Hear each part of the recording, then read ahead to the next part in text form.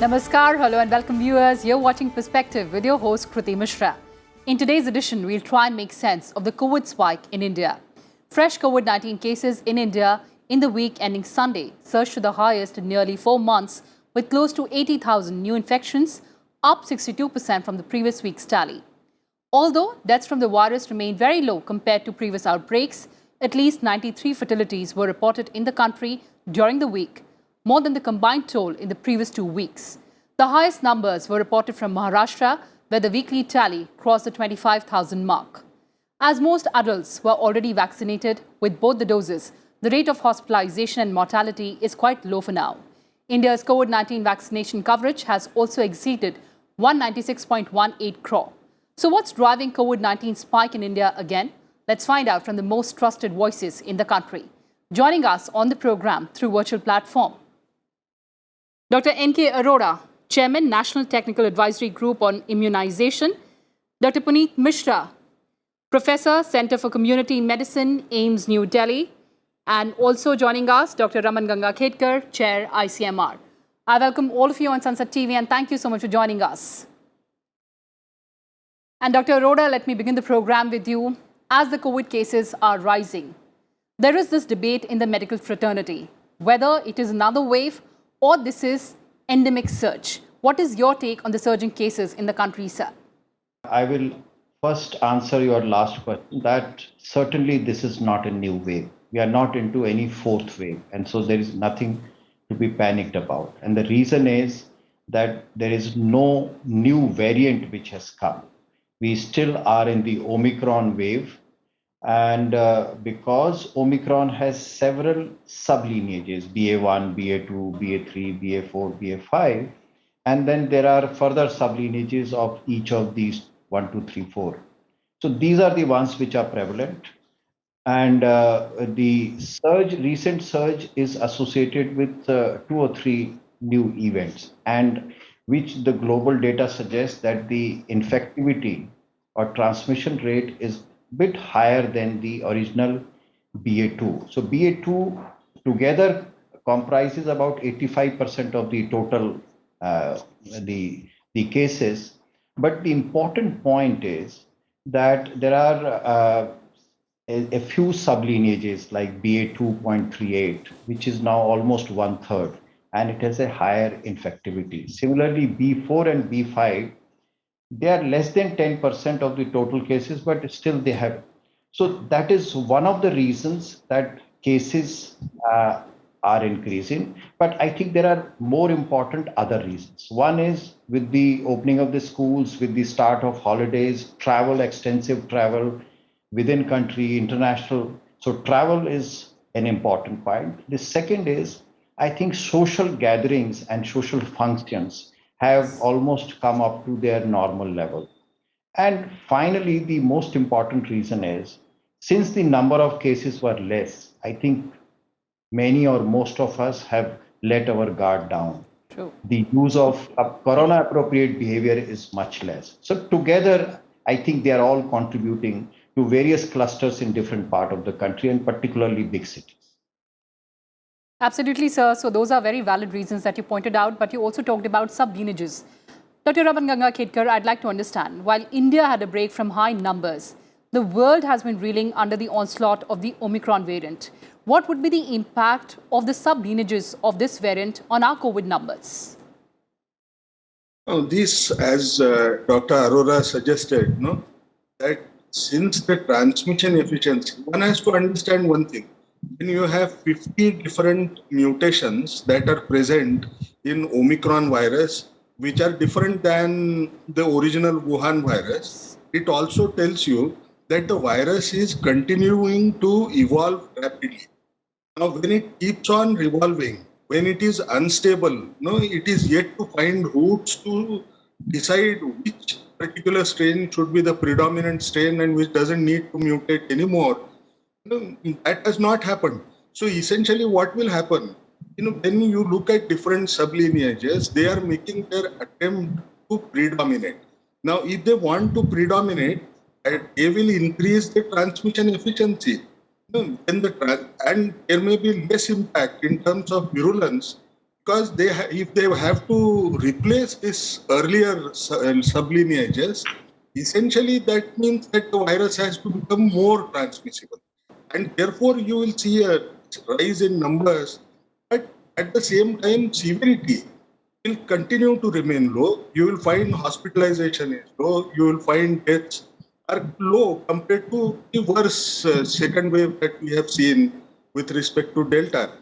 There is one thing which we all need to remember. There are certain recent studies that have come up which tends to tell you that in Delta, the post-COVID syndrome was seen in 10% of the people. Right. But when it comes to Omicron, which is less severe, it still continues to have about 4%, 3.8% people who will develop post-COVID syndrome. And we also need to remember that we do not know the spectrum, full spectrum of post-COVID syndrome, what would be the long-term effects. So we need to be concerned at the backdrop of what we don't understand and what we know, and try to follow what we have understood appropriately. Absolutely. So two factors that we're looking at, of course, one is the mutating nature of the virus, the resurgence of the virus, and second, of course, the COVID-appropriate behavior. Dr. Mishra, I was looking at the pictures from Himachal Pradesh, Nainital, Mussoorie, Delhi, Mumbai. Social distancing is a far-fetched goal. People are not even wearing their masks. How do we drive home this point, sir, that masks are not for evading fines, but for our own security and safety? Yes, I think you raised a very important concern, as Dr. Arora has also pointed out in the beginning, the reasons for the resurgence, higher number of cases. And one thing is really important besides the mutation, that the people, they are not following the appropriate behavior. And you are absolutely right. If you go to any tourist place, most of the people, they were not traveling for last 2 years. So it's kind of revenge traveling. So they are traveling and they forget about the COVID appropriate behavior, because we always suggested that, okay, if it's not really important, avoid the crowd, avoid the, gathering in big masses at a closed spaces, but nobody is listening. What happens that I think there are 2 or 3 points which we have to take into consideration. Number one, that for last 2 years, most of the people, they were not traveling. So it's kind of revenge traveling, as I have said. The other thing is the perception, because initially people, they were of this fear that COVID is very severe disease, it may cause hospitalization, it may cause death. But as the virulence is decreasing, the infectivity is more, of course. I mean, it is spreading fast, but it is not that severe. At least people, they are perceiving its death, they are not occurring. So what they feel that the COVID appropriate behavior, it is just for for the government's sake or for the specialists to tell, because it is their job. And if you go to the masses, most of the people, they are not willing to really use the mask. They are not willing to avoid the crowds.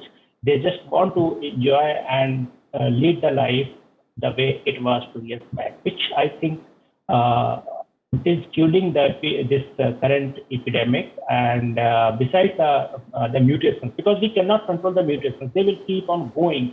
The RNA virus, it keeps on mutating. But what we can control is the appropriate behavior. And by that behavior, at least we can reduce the transmission, though our population is large number are vaccinated or have immunity from natural infection.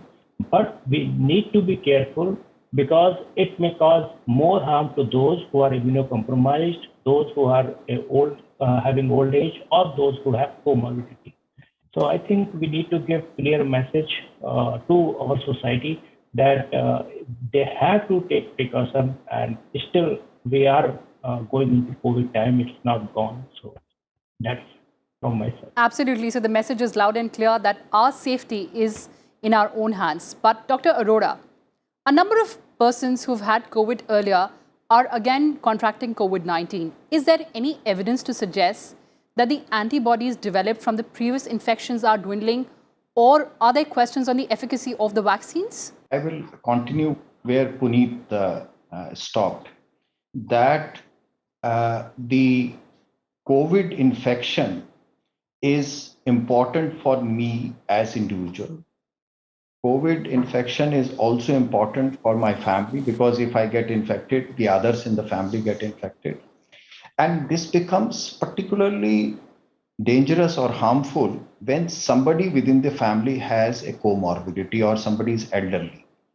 And that is why following corona appropriate behavior is absolutely must. Now we know that vaccines do not prevent infection. Vaccines prevent serious disease and hospitalization and death to a very large extent. But infections can occur.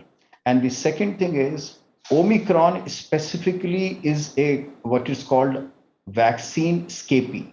That means even whichever vaccine is given in the world today, the risk of infection, even it may be second or third time infection, but Omicron infection can still occur. So it is not vaccine failure because vaccine continues to protect us from severe disease and death and hospitalization.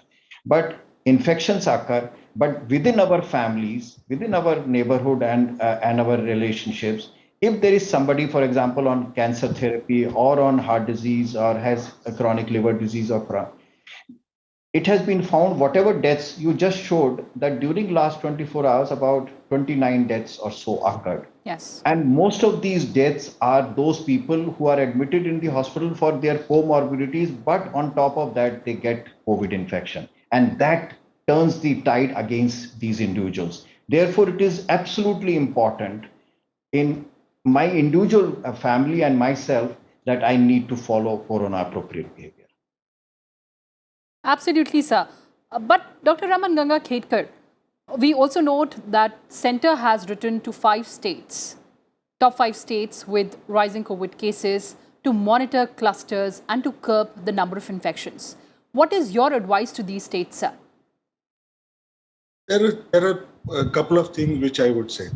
No, I will expand on what Dr. Arora was alluding. Now, when we say that vaccines do not prevent infection, people have understood it little differently. They think vaccines are of no use in preventing infection. That may not be a true story. It's just that the efficacy of against preventing new infection is lower compared to the prevention of hospitalization and death. So essentially, one issue which the states will also have to tackle. If you actually see the data that is coming out in terms of number of vaccines that are being delivered every year, especially even in those 5 states, every day in those 5 states, perhaps the boosters are finding, people are not coming forward to take the boosters. I think that is absolutely wrong. It essentially is a necessary thing and which can be very easily done through communication. If vaccines are provided free by the states, they have to intensify certain activities based on that. Now, second thing which is also important for the states to remember is when new clusters tend to come. Now, you cannot say that this cluster does not have a potential variant of concern, which would actually spread across because the virus tends to mutate, tries to generate escape mutants based on number of replications or number of infections that tend to occur. You will give an opportunity for this virus to develop a escape mutant. So containing infection in the clusters that tend to arise becomes a critical issue because we don't know when the escape mutant will come. So contact tracing, trying to ensure that they are isolated. You find as of now, people are not coming forward to go for testing also. Yes. Because they think it's a milder illness, that doesn't need testing. But we have to promote testing. Unless you promote testing, you will not be able to isolate people. So the states have to ensure that their communication strategies, isolation and contact tracing related strategies are in place. And that can only happen if we promote testing among the community per se. And the next thing that is important is we have to emphasize in these states, we have to emphasize one thing, that use of mask is essential for ensuring that you don't get new infection from any variant for that matter of COVID. Now, in those circumstances, these states need to ensure that the infection doesn't spill over. The virus is looking for vulnerable bodies, and the only way you can stop it is ensuring that people follow COVID appropriate behavior, and the damage can be reduced to a large extent among those who are infected by ensuring that they have even received booster dosages. Those who have not completed 2 dosages of vaccine, they must go and take Yes. vaccine, and that's an essential plan that states need to implement. Absolutely. But Dr. Arora, as Dr. Ganga Khetkar is pointing out, that people are not coming forward to take their booster doses. How do we ensure that? So there are some of the steps which have recently been taken. One important step has been Har Ghar Dastak 2.0. Yes. And one of the important, besides reaching those who are elderly, those who have difficulty in moving about, those who are sick at home, or those who cannot come to the injection vaccination centers, this is the program. But it is also a mechanism where one-to-one counseling is to take place and try to remove their doubts and the value of this precaution dose or booster dose we are talking about. So it's very important. And the other important is repeatedly we have to tell our community, and through this I would like to tell our viewers that Omicron is creating havoc in Europe and North America. Absolutely. In small countries like Germany, 80,000 plus cases are taking place. Right. USA has more than 150,000 cases every day, 1.5 lakhs. And their hospitals are not empty, just like ours. And the reason is that we are all protected. No population in the world has as much vaccination rate as ours. So vaccine has protected us. And therefore, the time to get precaution and continue that that cover of the steel cover of protection continued if we want to, if we should have the precaution dose. So there are multiple reasons, and complacency will not be good for us as an individual as well as a community, because as repeatedly Dr. Khetkar and all of us are saying, this is a virus which is continuously changing, and Yes. that's why we don't use the word endemic. There is nothing like endemic. It keeps on changing and it will keep on emerging if the mutation occurs. And therefore, it is absolutely necessary that all of us must go and get our precaution dose when eligible. And complacency would be very, very dangerous for all of us, for us individually, for the community, and also for the country. But Dr. Mishra, are there symptomatic differences between the previous bout and the current one, given the fact because we are seeing a lot of gastro issues in this particular phase? Yes, of course, there are certain, this time you are absolutely right. Many people, they are having these gastrointestinal issues with this virus. The other thing is this time it's a, quite a, it's not that severe disease. Hospitalizations are less. But, if you have seen the original Wuhan strain, then Delta, and now it's Omicron. So there was certain changes in all the waves.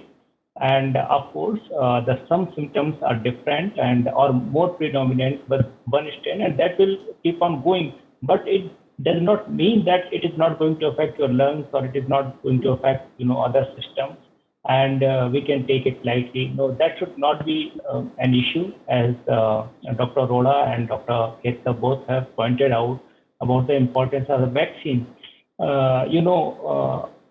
Whatsoever vaccine you give, after some time, immunity wins, right? So you need, booster doses or the precaution dose, which we are advocating in the country, so that you get the immunity of that kind of, at that level where it can protect you from at least severe disease and hospitalization. That is true that it is not stopping the transmission of the infection, but yes, this has been proved that yes, it is stopping to get the hospitalization or the severe disease. Whatsoever symptoms you have, whatsoever way there might be mutations again, and that we expect. Omicron is not the last mutation which we are witnessing. There would be many more. There might be different symptoms, but the real message is that when we talk about the public health approach, we don't deal at individual level, as Dr. Ola was pointing out, Right. that in a family, it may be right, a person may be protected, but those who are elderly. So when we talk about the public health approach, suppose if the population is not vaccinated and 1,000 people, there might be 20 people who might witness severe, disease or death or something. In the approach which we follow, that if we vaccinate everybody, there might be 1 or 2 cases. So what we are Yes. doing is we are saving 18 cases, we are saving 19 cases. There might be 1 or 2 cases because no vaccine in the world is 100% effective, right? But if you save, say, 99% of the people, right? So I think despite talking about the different symptoms, whether they are severe, they are less severe, they are gastric, they are respiratory, we should focus on what we know and how we can protect our population, and that is through this vaccination and booster doses. They are really important. Precaution doses, they are really important. There are many different views in the society, but to our viewers, what I will suggest that if you have any doubt, go to those who are specialists, go to those who are having authentic information so that you can make the informed choice and you can protect yourself, your family, and your society. So let's fight all the rumors around the vaccine and also let's make informed choices. Time now for closing remarks from all my guests. Dr. Arora, coming to you first. We've had aversive memories of the previous outbreaks, but now, given the advancement of medical science in understanding this virus and the availability and efficacy of vaccine, how well prepared are we to combat the future surges? India has done extremely well. I think we had huge challenges. Yes. There were some very reputed international magazines which predicted doom, but they have been proven with a lot of certainty that they are wrong. We have done well, but I think the time has come that this discipline as well as this preparation has to continue. We are fully prepared in terms of vaccine on one side, we are fully prepared in terms of health system, we are fully prepared to manage hospitalizations. But complacency at this time we may lose all the gains we have made during last 2.5 years and the confidence we have developed in ourselves. Dr. Ganga Khetkar, your closing remarks.